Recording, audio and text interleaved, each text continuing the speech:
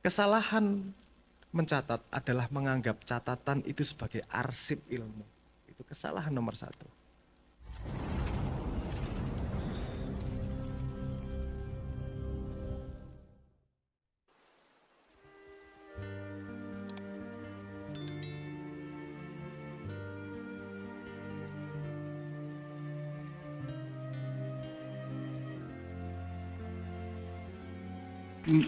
Pinter cepet kemana ada mas, pinter cepet itu. Semua proses untuk apa namanya connecting dot dari berbagai macam informasi yang kita punya, itu kan butuh proses untuk kita menghubungkan informasi, butuh intelijensi dan sebagainya. Cepet yang dimaksud di ekosistem di simbolik itu kayak apa? Gini, untuk bisa mengabsorb informasi untuk kata-kata sebagai pinter itu, memang ada modal dasar yang namanya IQ. Mohon maaf, ada modal dasar IQ. Kalau di sini ada teman-teman psikologi. Psikologi ada? Oke, mungkin ada matriks yang namanya Ocean, Five Big Trait. Ocean itu yang modal dasar bawaan. Tapi kan kita juga tahu, modal dasar bawaan gimana membawanya untuk bisa kita menggunakan secara efektif. Kalau Anda pengen belajar naik sepeda efektif, itu kan belajar naik sepeda. Pengen menggunakan motor efektif, belajar naik motor. Anda menggunakan otak tiap hari, tapi tidak tahu cara kerja otak, kan itu problem. Dan di Indonesia misalnya salah satu contoh yang sudah saya teriakkan ke Kementerian Pendidikan sejak 12 tahun yang lalu. Kita dari TK sampai kuliah suruh nyatet, tapi tidak ada pelajaran mencatat sekalipun. Ini kan stupid menurut saya. Pelajaran mencatat. Iya. Otak manusia itu sangat limit. Sehingga kita harus mengeksternalkan. Cara mengeksternalkan. Sekarang di kuliah malah nggak ada. Pelajarannya adalah capture. Mencatat, itu loh bro. Itu makanya. Papan tulis mas kita di foto. Di foto. Ini salah satu gini. Karena kita tidak diajari cara kerja otak itu loh. Kita jadi tidak bisa menggunakan otak secara efektif. Saya berani ngomong gini karena saya ada buktinya. Ya saya buktinya dengan perjalanan hidup saya lah. Saya ngambil 3 fakultas sekaligus dalam satu waktu. Paralel itu, matematika, fisika dalam 5 tahun selesai semuanya, 3 fakultas tersebut. Itu bukan otak saya pinter, tapi saya tahu bagaimana cara belajar secara efektif tanpa menghilangkan waktu untuk kongko-kongko. Karena malas juga tiap hari belajar lah. Nongkrong kan juga enak, seru juga, tapi itu tetap bisa membantu. Ini menarik ini. Belajar oke, efektif, tapi tanpa menghilangkan kongko-kongko. Tanpa menghilangkan, itu makanya cara kerja otak yang perlu kita pelajari lebih lanjut. Makanya simbolik ini nanti juga ada pasangan pelatihannya. Saya tadi ngomong sama jenengan sudah, kalau UAD tertarik nanti saya kasih pelatihan wes. Gimana cara Anda invest 2 jam untuk bagaimana bisa menggunakan otak dan menggunakan tools ini dengan efektif, setelah itu akan kepakai seumur hidup. Ini sebenarnya bukan metodologi saya. Ini kalau Anda mau riset lebih lanjut, ini metodologi dikembangkan oleh orang yang namanya Niklas Luhmann. Niklas Luhmann adalah salah satu tokoh sosiologi yang dia salah satu ilmuwan paling produktif di dunia. Dalam 30 tahun dia membuat 600 jurnal ilmiah di berbagai bidang dan membuat lebih dari 70 buku di berbagai bidang. Kalau Anda tahu yang paling terkenal yang disebut sebagai sistem teori. Tapi dia juga ngomong tentang anatomi cinta, anatomi sosiologi, itu menarik banget. Ini kan pertanyaannya gimana dia bisa sangat produktif seperti itu? Apakah otaknya punya 5 kepalanya? Kan enggak juga. Ternyata ada metodologi yang dia pakai sehingga dia bisa sangat produktif untuk bisa mengabsorb informasi tanpa menghilangkan waktu untuk kongko-kongko itu tadi. Nah ini ada metodologinya, ada Feynman metodologi, ada Cornell metodologi, ada Zettelkasten metodologi, banyak metodologi yang bisa kita gunakan agar kita belajar cepat, pintar cepat dalam tanda petik, seperti itu. Berarti itu maksudnya adalah penggunaan sebuah metodologi dalam kita belajar, mempelajari hal tertentu begitu untuk lebih efektif kan gitu. Itu di simbolik arahnya ke situ. Simbolik menyediakan tools untuk itu. Simbolik menyediakan tools untuk itu. Misalnya gini, simbolik bisa digunakan untuk Getting Done-nya David Allen, bisa digunakan untuk Eisenhower Matrix, bisa digunakan untuk Cornell, bisa digunakan untuk Zettelkasten, bisa digunakan untuk Evelyn Method. Jadi beberapa banyak metode untuk intinya mengefektifkan hidup lah.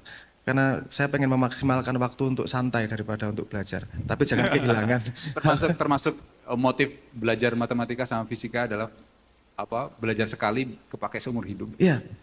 Loh, itu investasi paling paling sip dalam hidup kan itu. Kenapa literasi adalah sesuatu yang sangat penting? Karena itu investasi sedikit yang hasilnya sangat banyak. Kamu bisa membaca sekali, semua kasanah buku terbuka lebar. Itu terjawab di matematika sama fisika. Matematika belajar sekali, nggak akan ada pergantian seumur hidup. Beda kalau belajar hukum.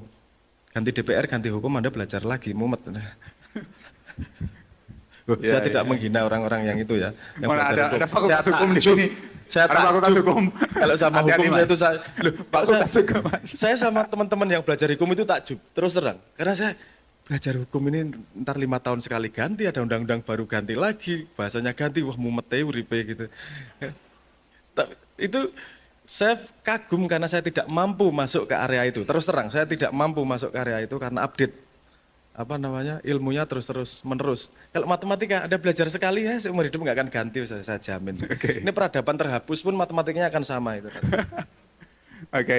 Tadi Mas Abrang itu nyinggung masalah metode belajar cepat ya, metode belajar cepat itu apakah itu yang menjadi sebab teman-teman mahasiswa ya misalnya yang sampai semesternya berlipat-lipat ganda itu sampai semester 14 semester dan lain sebagainya itu apakah memang tidak menguasai cara secara efektif untuk mempelajari sesuatu atau gimana? Yes. Ya. Sederhana itu. Yes. Sederhananya itu ya. Karena Jadi simbolik itu sebenarnya targetnya untuk edukasi sebenarnya atau untuk apa? targetnya mengupgrade sumber daya manusia. Upgrade sebenarnya. Harapan saya gini juga. Misalnya gini, Indonesia yang bisa kuliah punya kesempatan kuliah berapa sih? Anda tahu mahasiswa Indonesia berapa di Indonesia? Mahasiswa di Indonesia itu ada 7.100.000. Yang masuk SD ada 25 juta. Ketika SMP udah turun sekitar 13 juta.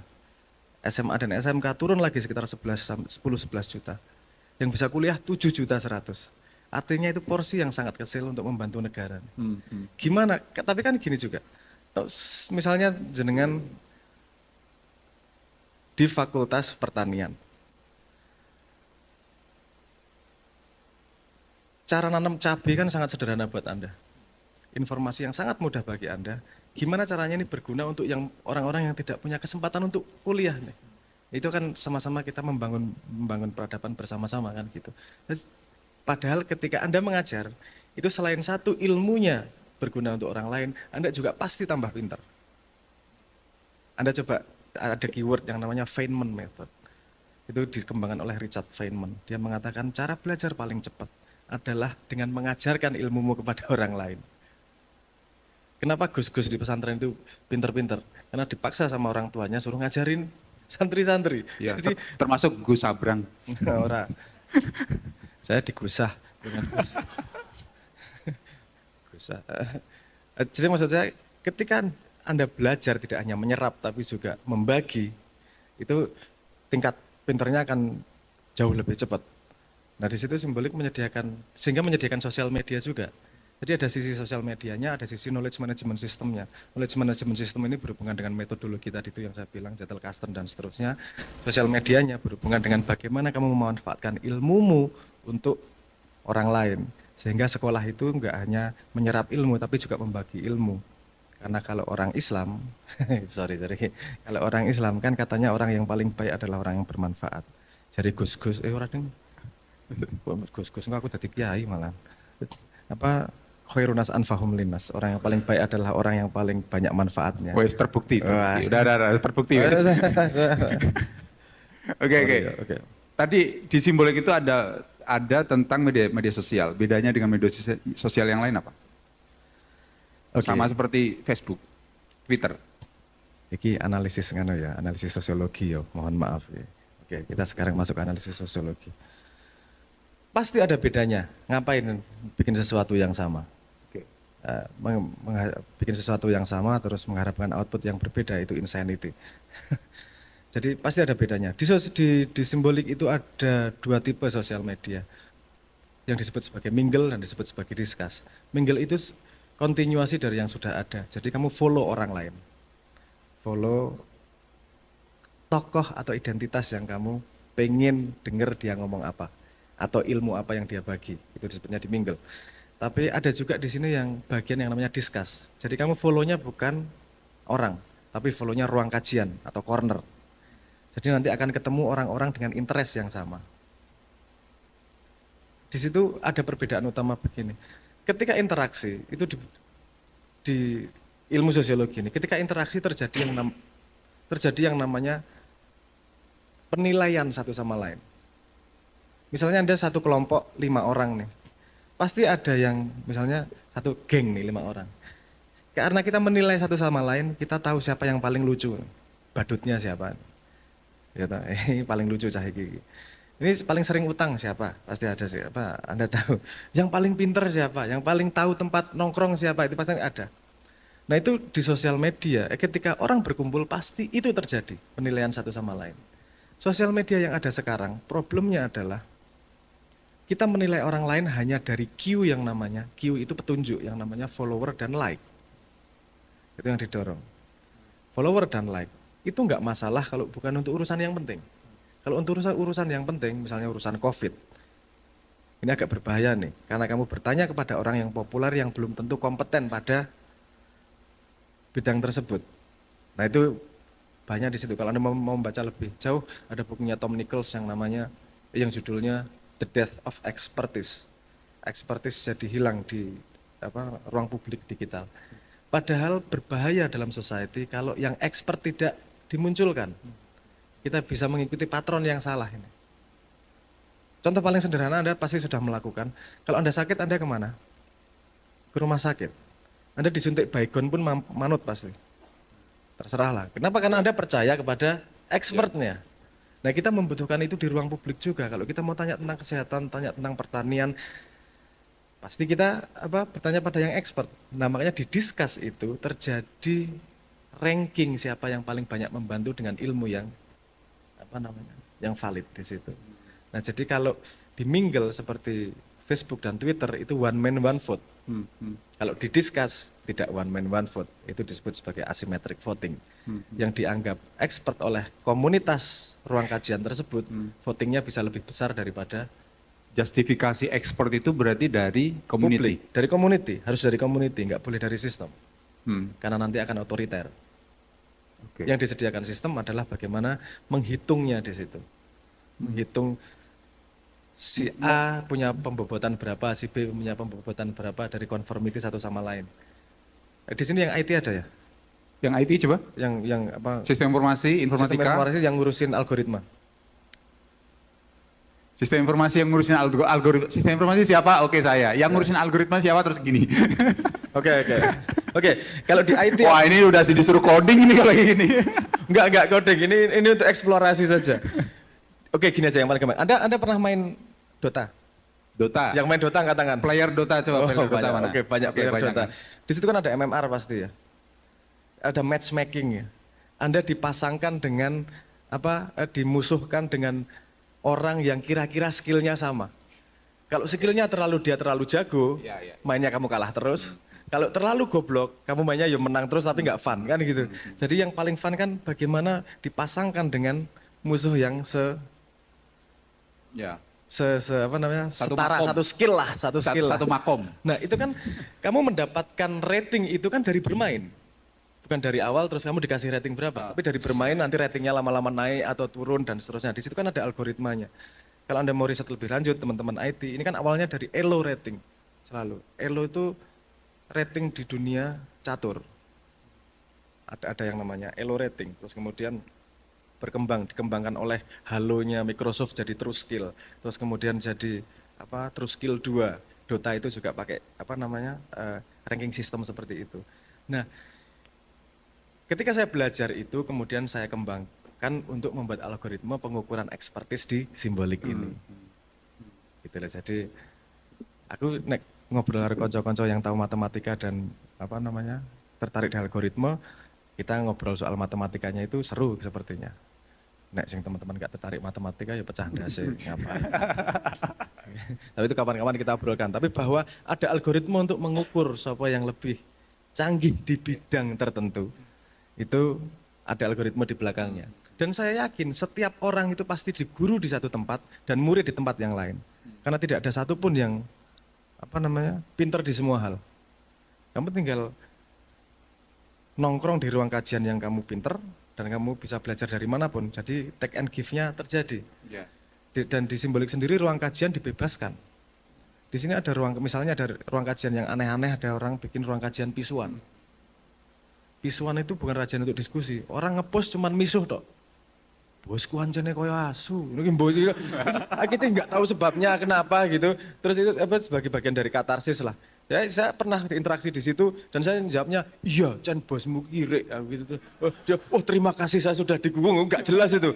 Obrolan apa juga nggak jelas. Dan saya tidak pernah berpikir bahwa ada tingkat ekspertis di situ. Ya cuman isinya katarsis kok. Tapi ternyata tiba-tiba ada yang muncul nih, ngasih postingan. Asu itu kan kalau bahasa Jawa, kalau pisuan bahasa Batak ini, kalau bahasa Padang ini, kalau bahasa Madura ini, asem yono expert ya di bidang pisuannya. Oke, menarik, menarik. Expert ya. Setiap orang kan pasti punya ketertarikannya sendiri. Dan kamu expert di bidang itu kan nggak masalah. Dan yang dari dulu saya komplainkan kan begini. Maksudnya saya gatel. Ada salah satu kasus, saya cerita kasus saja. NASA itu pengen bikin, kan dia bikin satelit. Salah satu PR dia adalah bagaimana bisa mengembangkan solar panelnya selebar mungkin. Tapi ketika dilipat sekecil mungkin. Jadi ketika diluncurkan kan dilipat. Ketika sampai di atas dikembangkan. Gimana cara ngelipat paling efektif agar bisa lipatnya paling kecil, ketika dikembangkan terjadi paling gede.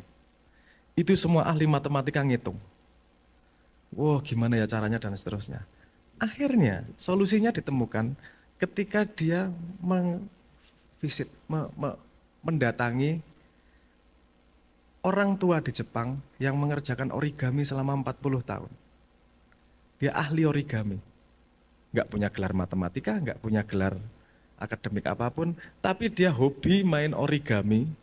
Dia bisa bikin segala macam dari kertas itu. Ketika dikasih pertanyaan, kasih soal itu, dia ngelipet jadi sangat kecil. Nah, jadi saya merasa bahwa semua itu, ilmu itu pasti berguna suatu saat. Pada tempat yang tepat dia akan berguna. Jadi ruang kajian di simbolik itu dibebaskan. Wes ruang kajian opo terserah. Saya yang agak khawatir sih ruang kajian pornografi. Itu saya, aduh mosok ya dibuka gitu. Tapi kan saya juga berpikir pasti itu ada gunanya juga. Kalau DPR mau bikin undang-undang pornografi, masa nggak manggil ahli saksi? Saksi ahlinya siapa Saksi ahli. Saksi karena nggak ada saksi ahli pornografi kan yang tahu karirnya setiap user di simbolik itu bisa bikin ruang kajian dia sendiri. Bisa bikin ruang kajian dan berinteraksi di ruang kajian tersebut. Dan kenapa ini akan terjadi kultur sendiri-sendiri di situ? Itu kan sangat tergantung sama society yang ada di situ. Yes. Karena maksudnya kalau arahnya ke sesuatu yang tidak konstruktif, itu pun bisa terjadi kan? Bisa terjadi. Kan pertanyaannya gini kemudian. Kalau kamu hidup, kamu kan invest waktunya di mana? Kalau kamu invest waktu di anime, misalnya nonton terus-terusan, itu terserah kamu. Tapi apa itu berguna untuk faktor hidupmu yang lain? Kalau misalnya itu bisa berguna untuk ngelamar pekerjaan, juga masalah. Siapa tahu bosmu memang mencari orang yang suka anime. Karena ada kasus gitu juga. Teman saya nanyain ke saya, kamu tahu ahli akuntan yang tahu soal tuyul nggak? Ini rada aneh asli. Kenapa? Akuntan ahli soal tuyul. Ya biar nggak dicolong duitnya gitu. Ini rada angel gitu. Ini kayak akuntan ada ijazahnya tapi ahli tuyulnya tuh agak susah nih nyarinya. Saya pengen, kalau kamu memang senang di dunia sarkup, sarjana kuburan, itu juga ada rankingnya gitu loh. Misalnya gini, di Vietnam itu ada sertifikasi untuk nyuci anduk loh. Kamu nyuci anduknya level rumahan atau level hotel atau bisa level laundry ini. Sehingga ketika membutuhkan tenaga kerja dengan spesifikasi tertentu langsung bisa ditarik nih. Urusan laundry ini. Nah, Indonesia kan banyak macam-macam gitu. Urusan keris, urusan ake, urusan mancing. Itu akan terjadi industri yang luar biasa kalau memang orang-orang kamu seneng apa, dalami di situ. Kamu akan menjadi guru di area situ. Karena sepemahaman saya gini, intelektual itu penting, tapi ibu dari intelektual itu yang namanya attention. Kamu atensi sesuatu akan datang intelektualnya di situ. Kamu naksir cewek gitu aja, ini yang cowok ya misalnya, naksir cewek gitu aja. Pengetahuanmu tentang cewek itu akan meningkat pesat. sepatunya jenisnya berapa, kalau hari Senin pakai baju apa, mereknya, parfumnya apa, meningkat cepat. Kenapa? Karena attentionnya di situ. Dia akan riset dengan Akan riset sendirinya. dengan sendirinya kalau namanya attention. Nah, attention, ibu dari attention itu kan curiosity. Nah, ketika kita curious terhadap sesuatu, ada tempat untuk menggali dari yang lebih expert, pinternya akan jauh lebih cepat. Apalagi diberi metodologi untuk mengumpulkan informasi itu, ditata sedemikian rupa sebagai snapshot dari otak Anda, untuk punya catatan yang bisa membantu intelektual Anda. Ini tadi, Zettelkasten ini tadi. Zettelkasten ini. Basicnya gini bedanya. Kesalahan mencatat adalah menganggap catatan itu sebagai arsip ilmu. Itu kesalahan nomor satu. Catatan bukanlah arsip ilmu. Catatan adalah ekstensi dari otakmu. Sehingga kamu punya kesempatan untuk ngobrol dengan otakmu sendiri. Mencatat harus memproduksi ulang, artinya harus ditulis dengan maksudnya nulis itu maksudnya ada proses untuk kita memproduksi kata demi kata, Ya, atau gimana? ya makanya ini perlu belajar metodologinya. Kalau Anda tanya soal detail itu ada level fleeting notes, nulis yang ngawur, ada yang namanya literatur notes, menulis ide orang dengan bahasa kita, ada yang namanya reference note, menulis ide orang lain dengan dengan kalimat orang lain. Ada yang disebut permanent notes, menulis ide kita dengan bahasa kita. Nah, itu 3 level ya. Makanya di Zettelkasten. perlunya apa namanya? Pelatihan itu, belajar 2 jam di breakdown, kamu melakukan sehari cukup 5 note, saya bisa jamin wallahi setahun kamu seperti belajar 4 tahun kalau kamu melakukan Itu amplifikasi yang luar biasa tuh, 1 tahun bisa untuk apa namanya belajar yang normal 4 tahun bisa dipotong jadi 1 tahun. Iya, Oke, saya kasih buku satu lagi. Siapa yang pernah belajar Zettelkasten? Metode Zettelkasten, mencatat Zettelkasten. Sudah ada yang pernah belajar? Atau gini, atau sudah pernah mencoba fitur note dan deck di simbolik? X-Brand ya, di X-Brand. Udah nyoba X-Brand? Udah bikin catatan?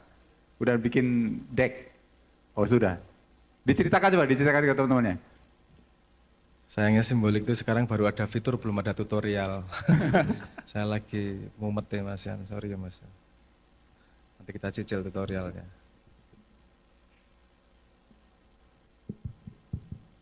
Assalamualaikum warahmatullahi wabarakatuh. Waalaikumsalam warahmatullahi wabarakatuh. Perkenalkan, nama saya Habib Aditya Julianto dari Prodi Sistem Informasi Angkatan 2020. Oke.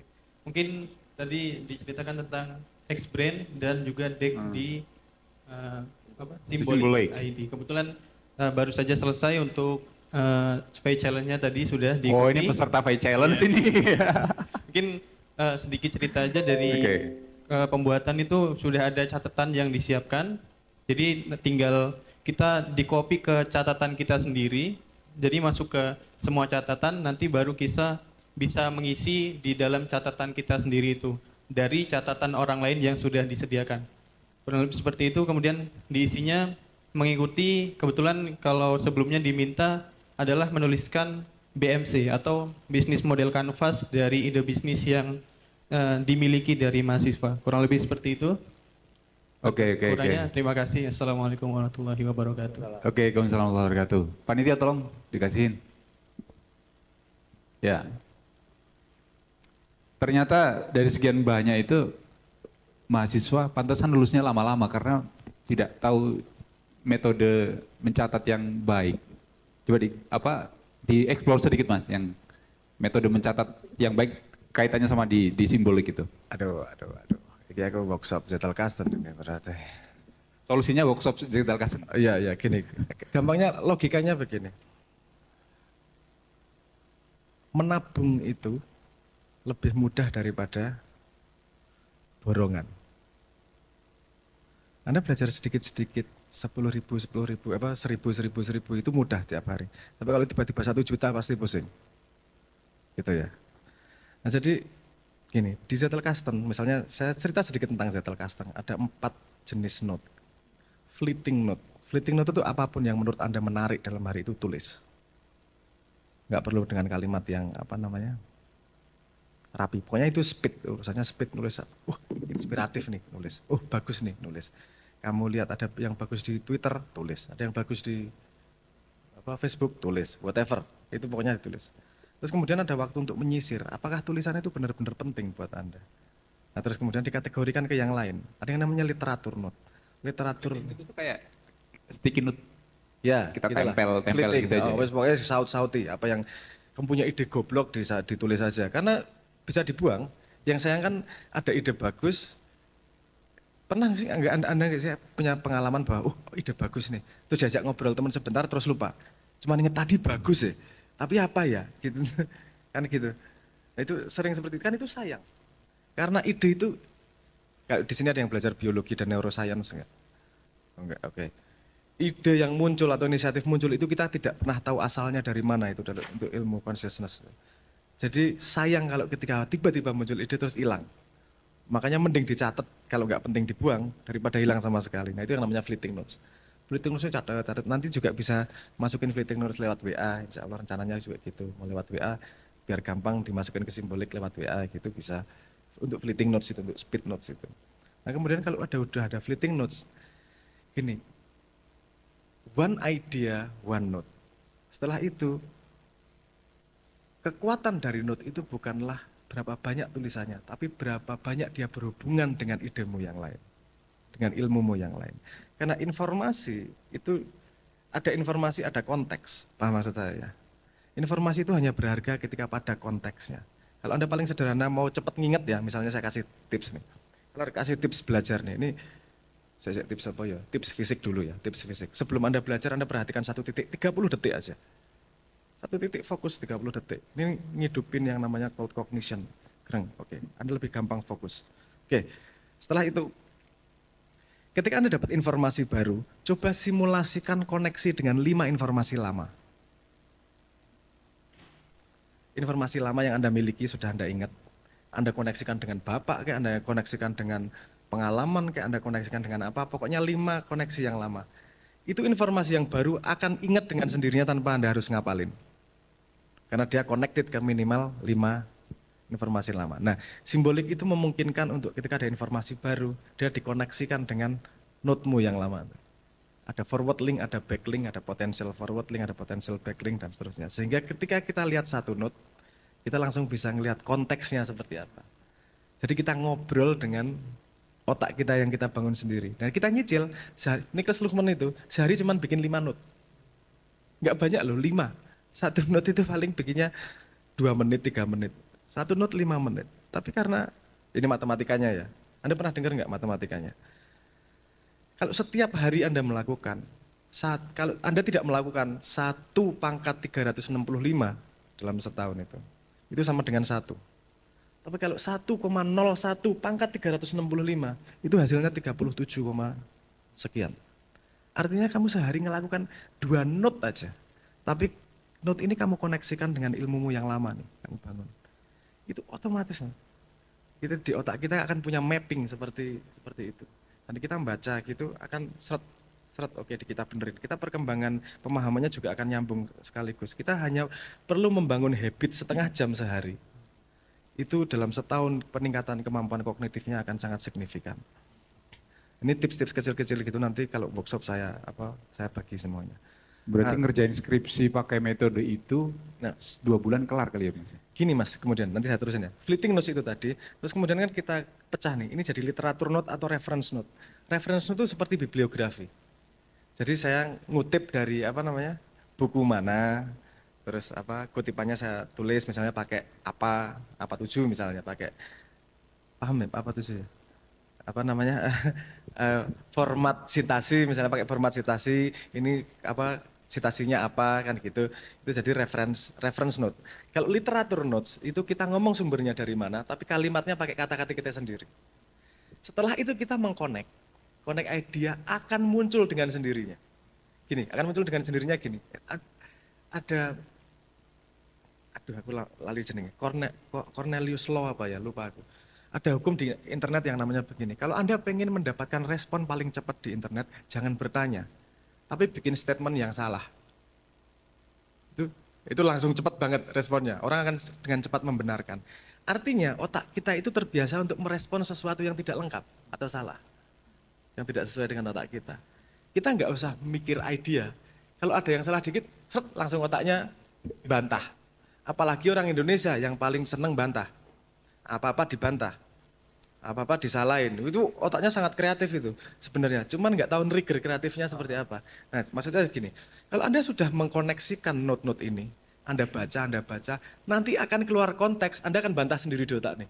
Masa gini kurang lengkap, masa kayak gini. Nah, bantahan di otakmu ditulis sebagai permanent notes. Artinya itu your ideas. Tuh. Ya gap pertanyaan, gap ngelengkapi, itu satu paragraf. Itu your original ideas. Seminggu bikin 3 aja. Dah nggak sah, seminggu bikin 3 kan nggak banyak. Seminggu Ya, bikin 3 aja. Itu permanent notes artinya your idea. Kalau Anda mau bikin skripsi atau bikin tulisan, tinggal di sorting yang namanya permanent notes. Kamu tata, grek, grek, grek, jadi outline. Jadi satu tulisan. Jadi outline, jadi satu tulisan.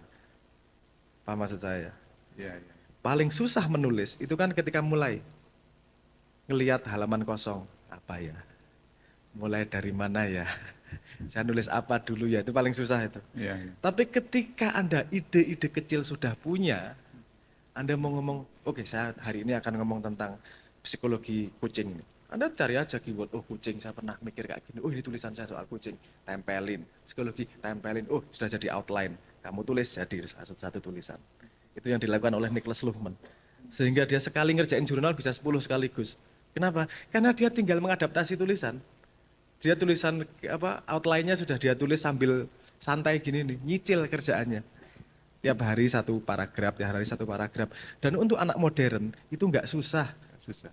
Wong Anda bikin status ya satu paragraf tiap hari ya enteng-enteng aja kok. Iya lah. Itu pun Anda sesali. Coba lihat status Anda 3 tahun yang lalu. Itu anda melakukan juga ada sesali sendiri juga. Artinya Di momentum yang berbeda menjadi penyesalan. artinya produktivitas tingkat itu kita mampu.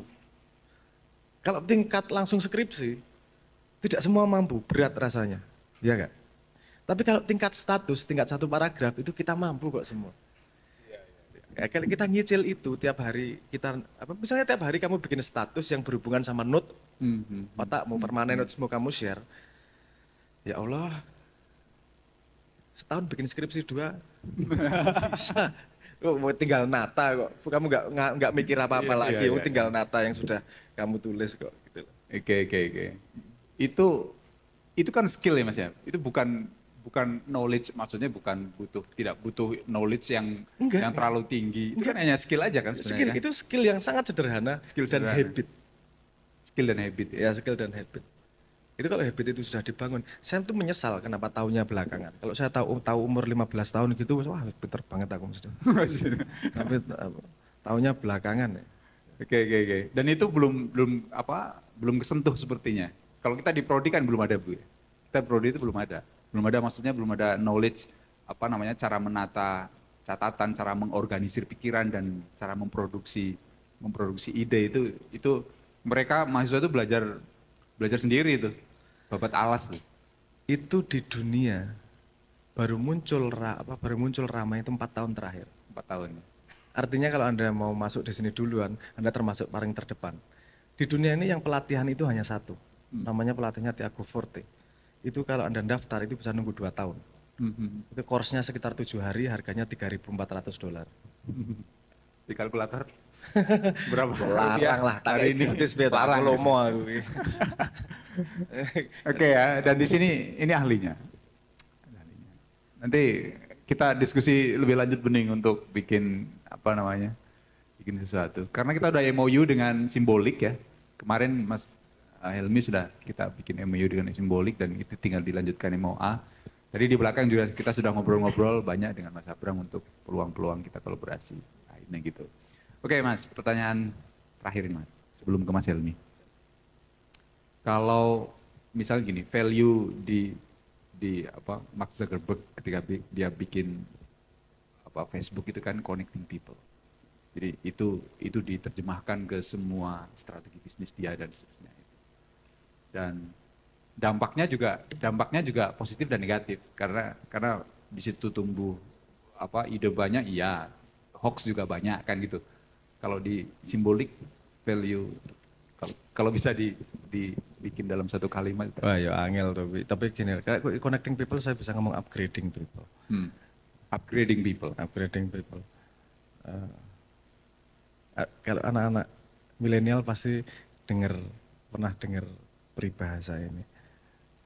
Don't hate the game. Don't hate the player, hate the game. Pernah dengar itu enggak? Pemain Dota, pemain League of Legends banyak pasti dengar kalimat itu.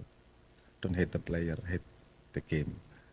Semua Facebook tahu efek negatif dia di society. Instagram tahu efek negatif dia. Dan kita semua tahu kita harus dandani itu. Tapi yang diolah adalah playernya, bukan gamenya. Padahal semua player itu hanya mengikuti peraturan dari game. Don't change the player, change the game. Simbolik itu pengen change the game. So people can upgrade themselves faster. Kasih tepuk tangan, luar biasa. Ya, nyatanya kalau main Facebook, main Twitter, main Instagram itu instan dan mengasihkan, apalagi scrolling. Scrolling itu kita nggak sadar udah sejam aja tuh. Scrolling banyak informasi yang itu belum tentu connected dengan pikiran kita. Itu kok berani simbolik berhadapan-hadapan dengan apa namanya yang sudah mapan kayak gitu. Iya, itu pasti banyak orang yang ngomong nggak masuk akal. Wong kita sendiri aja ngomong itu nggak masuk akal dari perspektif. Tapi what's necessary is necessary. Dunia tidak berubah tanpa orang gila. Kalau nggak berani ambil resiko, dunia nggak akan berubah juga. Itu kenapa perubahan datang banyak dari pemuda, karena pemuda itu cukup bodoh untuk bisa mengukur resiko, sehingga nekat melakukan apapun. Dan saya mencoba memegang itu, saya pengen tetap cukup bodoh. Oke, orang ngomong nggak masuk akal, fuck it. Kalau it's necessary, ini kita butuhkan memang. Tapi juga ada logis bisnisnya juga. Logis bisnisnya gini, kita ngomong tentang user ya.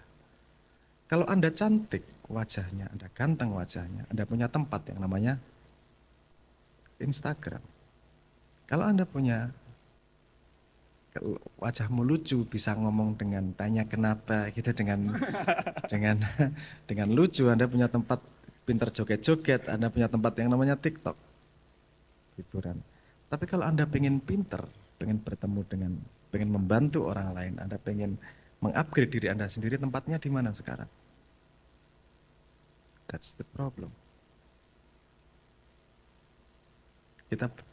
Padahal dalam sebuah society, ini hasil dari riset saya 12 tahun. Saya riset tentang menjawab society hampir 12 tahun. Saya bukan pengen bikin simbolik. Simbolik ini konklusi dari riset saya. Mau tidak mau harus melakukan ini. Walaupun semua orang mencibir dan ngadepin Facebook ya whatever lah. Let's do it. Gini salah satunya. Saya mempelajari sejarah society, hampir semua yang bisa saya dapat sumbernya saya baca. Pada semua society itu pasti terjadi yang namanya diversity. Diversity di bidang apapun. Ada yang goblok, ada yang pintar, ada yang hitam, ada yang putih, ada yang tinggi, ada yang pendek, ada yang kaya, ada yang miskin. Selalu diversity itu terjadi dalam semua society pada zaman apapun. Kemudian ada higher authority yang bisa dikatakan sebagai pemerintahan, bisa dikatakan sebagai teknologi. Higher authority itu yang memayungi society tersebut, mengamplifikasi porsi dari society tersebut. Misalnya gini, dunia Scopus, dunia akademis itu mengamplifikasi orang-orang yang mau berkarya dengan jurnalnya. Sehingga ada yang namanya Age Index, menunjukkan berapa tingkat kualitas keilmuannya, misalnya gitu. Sosial media itu mengamplifikasi orang-orang yang populer. Kan gitu. Pertanyaan saya cuma begini, yang membawa society maju paling baik adalah orang populer ataukah orang yang kompeten? Tidak pernah saya baca sejarah di mana sebuah peradaban bisa maju kalau tidak mengimplementasi yang namanya meritokratis, berbasis kompetensi, berbasis ekspertis. Kalau Tom Nichols sudah nulis buku The Death of Expertise, artinya teknologi tidak mengamplifikasi bagian masyarakat yang memang mengupgrade dirinya. Padahal mereka adalah tulang punggung terhadap kemajuan bangsa dan nasib anak cucu kita. Saya tidak mencibir dan tidak menghalangi orang yang pengen main TikTok. Saya tidak mencibir menghalangi orang yang pengen main Instagram. Tapi saya juga pengen membuat tempat untuk orang-orang yang pengen mengupgrade dirinya menjadi manusia yang lebih baik. Itu tempat simbolik di situ. Tepuk tangan. Oke, ya. Jadi teman-teman gini ya, mungkin yang kenal simbolik sudah lebih dari 1 bulan. Itu mana coba? Oke, lebih dari 1 bulan ya. Berarti udah punya experience di simbolik. Yang kenal simbolik baru hari ini.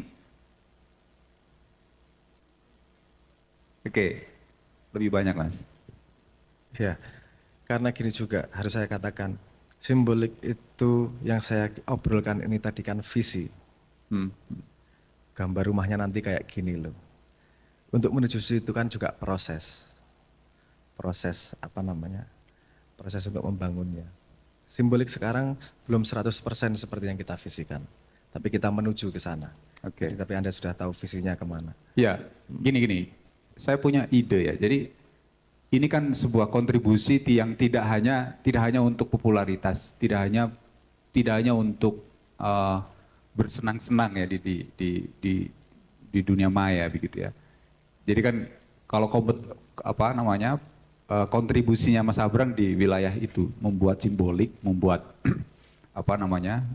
membuat make the game-nya itu ya, menciptakan game-nya. Sebenarnya kalau teman-teman mahasiswa juga punya kontribusi sebenarnya, kalau saya pikir ya. Kontribusinya apa? Kontribusinya adalah mengisi ruang-ruang yang ada di dalam simbolik itu untuk ini kan 1 hari 1 note yang ada di kepala teman-teman mahasiswa kan luar biasa Mas. Jadi sehari 2 note dan lain sebagainya ngumpul di simbolik itu kan luar biasa itu sebenarnya. Saya membayangkan begini, kalau Anda di tengah jalan, berdiri di tengah jalan dan ditanyain orang, Mas jalan ke Tugu kemana ya? Anda kasih tahu nggak? Ke sana kira-kira jalannya. Dan kira-kira itu memberi Anda pahala nggak? Karena membantu orang lain. Oke. Amal jariah. Amal jariah, sangat sederhana. Kejadian 2 menit yang insya Allah bisa membawamu ke surga. Yo embuh yo karena saya nggak kenal sama malaikat. Bukan panitia masuk surga atau bukan panitia akhirat ya, tapi saya harap itu kan, saya hanya merasa itu kans yang paling besar untuk masuk surga kan yang berbuat baik dengan orang lain. Oke. Kalau dunia teknologi sudah lahir, mosok kita harus berdiri di pinggir jalan terus sih? Dan pertanyaannya gitu. Gini, tahun 2021 statistiknya kalau saya nggak salah ingat, coba dibenarkan. Indonesia rata-rata menggunakan internet dalam 1 hari itu 8 jam 37 menit. Rata-rata menggunakan sosial media itu 3 jam 14 menit. Saya membayangkan, kalau Anda spend waktu 15 menit saja, atau setengah jam saja, berdiri di pojokan ruang kajian corner, untuk menjawab atau berdiskusi berbagi ilmu kepada orang yang bertanya Tugu itu di mana. Itu tidak hanya berguna untuk intelektual Anda, tapi berguna untuk akhirat Anda juga. Ya, jadi saya pengen, karena saya ini orangnya malas bekerja, malas belajar, malas mikir, saya pengen cari jalan paling efektif. Kalau bisa hidup fun, mati masuk surga. Shortcut. Ya, gimana cara? Ya tak, saya main sosial media, tapi juga ada amalnya. Yang nggak enak gini nanti. Kalau Rokoib Atid nggak mencatat, catatannya bisa dilihat di simbolik, hasilmu bisa.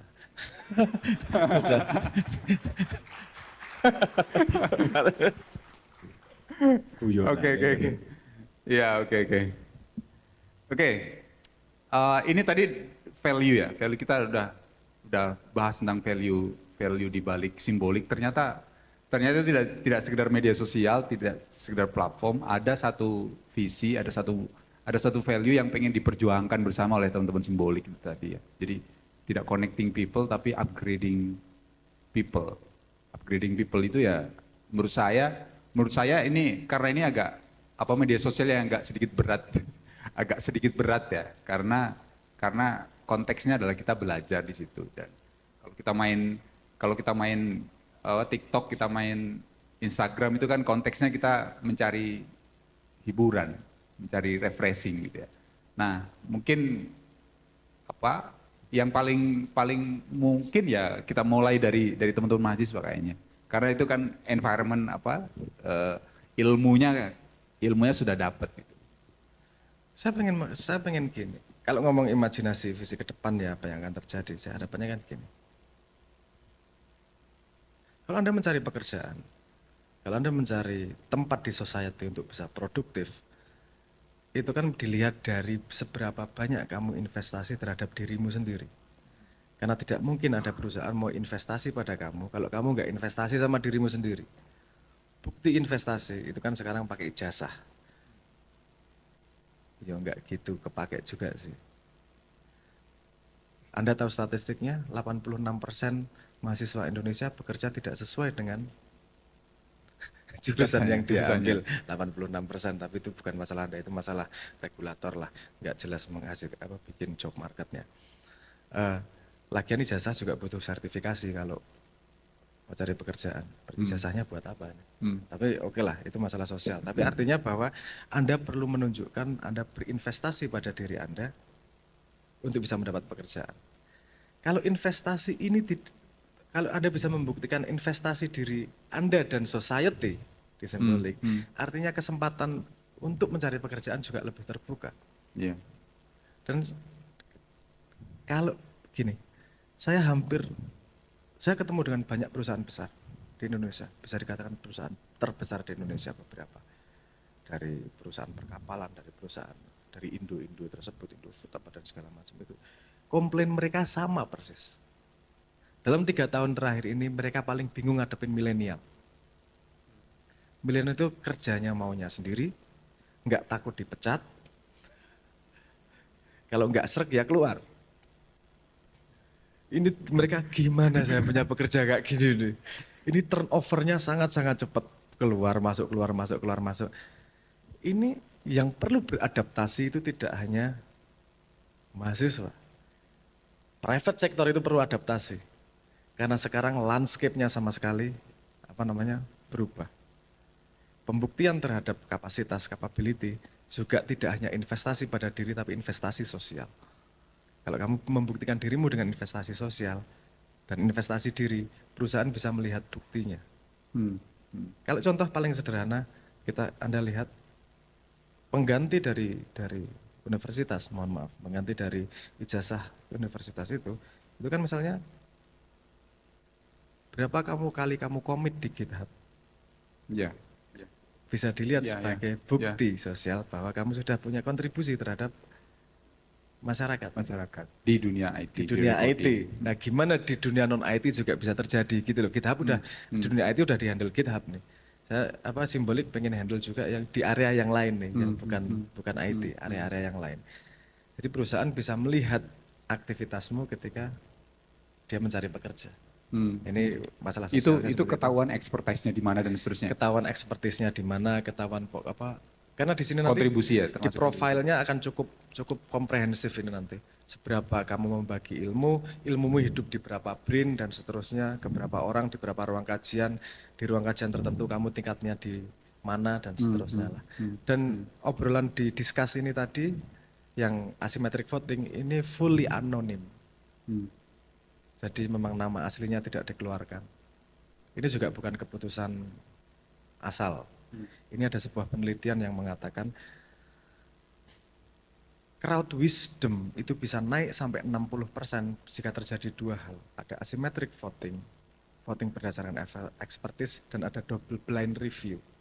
Artinya satu sama lain tidak kelihatan siapa yang menilai dan dinilai. Itu crowd wisdomnya bisa naik akurasinya sampai 60%. Itu dari jurnal ilmiah di dunia sosiologi itu. Nah, itu kita implementasikan di Simbolik. Jadi Anda bisa debat sama menteri, Anda bisa debat sama rektor Anda tanpa takut untuk dipecat. Kita lihat yang capable, yang enggak. Dan saya harap nanti kita juga bisa membuktikan bahwa anggota DPR memang kompeten di bidangnya. Jangan sampai makhluk paling seksi di dunia justru tanda tangan untuk keputusan perminyakan. Ini mungkin ada yang paham maksud saya, ada yang nggak paham ini. Anda cari Komisi 7 itu ada penyanyi, maka makhluk paling seksi di dunia itu loh. Iya, iya, iya. Oke, oke. Ya, tadi dipakai ini kok, aman. Walaupun ini live YouTube tapi aman. Live YouTube ya, gak apa-apa, ini pendapat saya. Oke.